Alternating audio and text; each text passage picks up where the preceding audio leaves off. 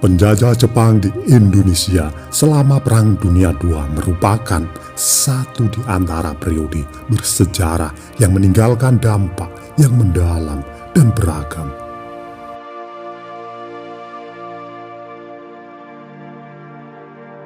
Jepang kali pertama tiba di Indonesia mendarat di Tarakan, Kalimantan Timur pada 11 Januari 1942. Kedatangan Jepang tidak terlepas dari Perang Asia Timur Raya pasca Amerika menyatakan perang terhadap Jepang.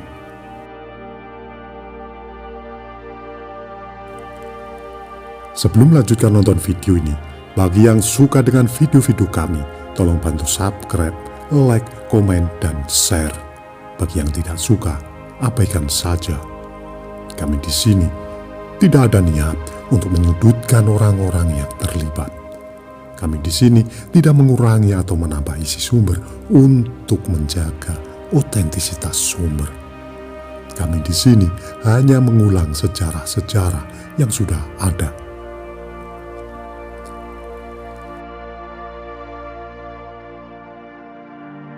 Hal tersebut diakibatkan Jepang melakukan serangan mendadak terhadap pangkalan militer Amerika Serikat di Pearl Harbor pada 7 Desember 1941.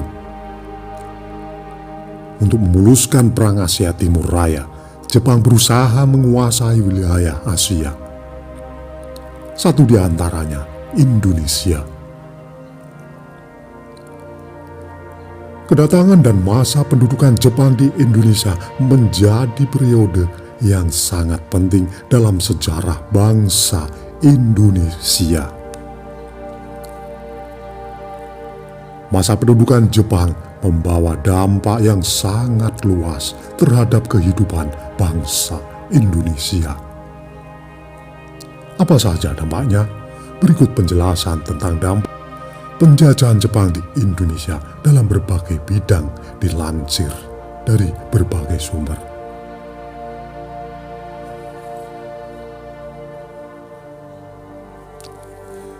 Satu, bidang politik. Sejak awal pendudukannya di Indonesia, Jepang melarang segala aktivitas politik seperti organisasi politik, organisasi sosial, maupun organisasi keagamaan, serta mengganti organisasi tersebut dengan organisasi bentukan Jepang. Satu-satunya organisasi yang tidak dibubarkan adalah Majelis Islam A'la Indonesia (MIAI) yang telah berdiri sejak masa Hindia Belanda.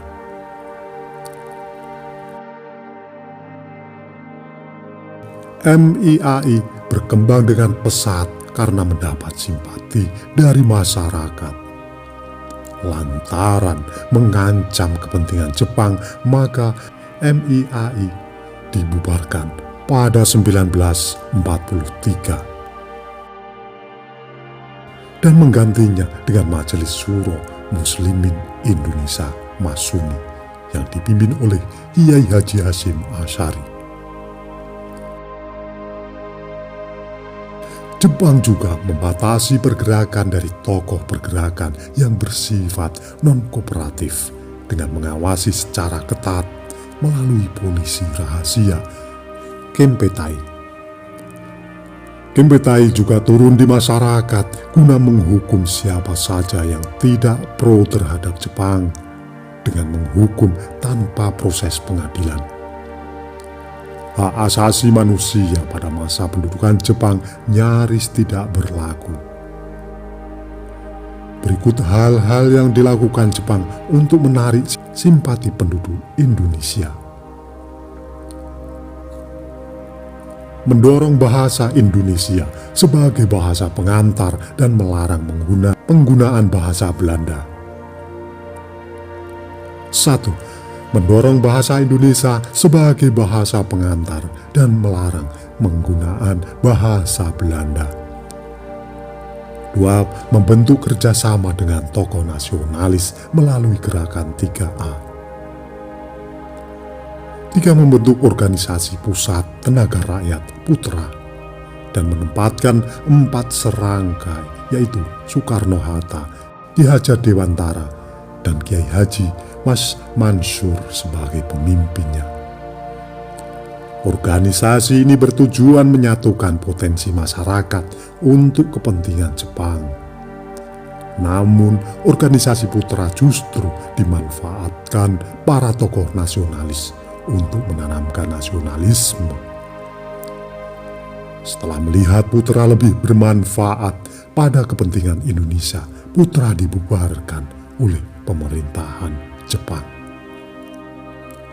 4. Membentuk Badan Pertimbangan Pusat atau dinamakan Chosangiin pada 1 Agustus 1943. Tugas dari Chosangiin adalah memberi saran atau tindakan yang dapat diambil oleh pemerintah Jepang, serta menjawab pertanyaan terkait masalah-masalah politik.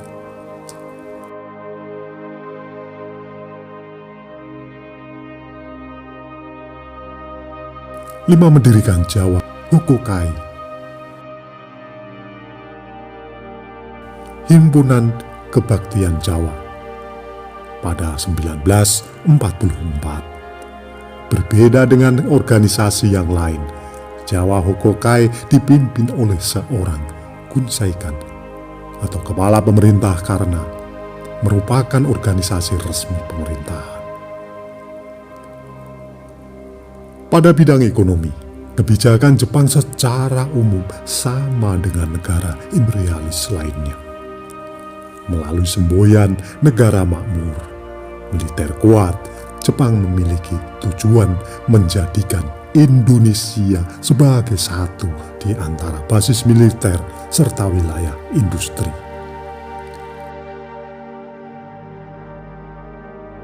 Untuk itu, Jepang mulai mengeksploitasi segala sumber daya yang tersedia untuk kepentingan perang.